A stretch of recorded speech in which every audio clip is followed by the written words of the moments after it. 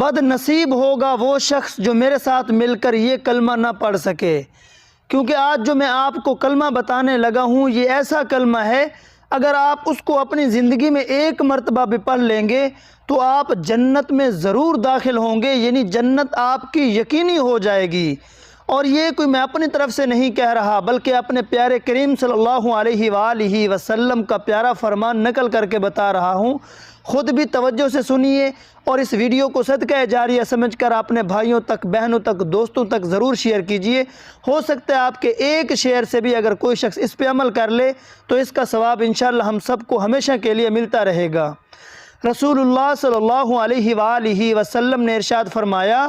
جو شخص زندگی میں سچے دل کے ساتھ ایک مرتبہ بھی یہ کلمہ پڑھ لے، لا الہ الا اللہ محمد الرسول اللہ، فرمایا کہ اللہ تعالیٰ اس کو ایک نہ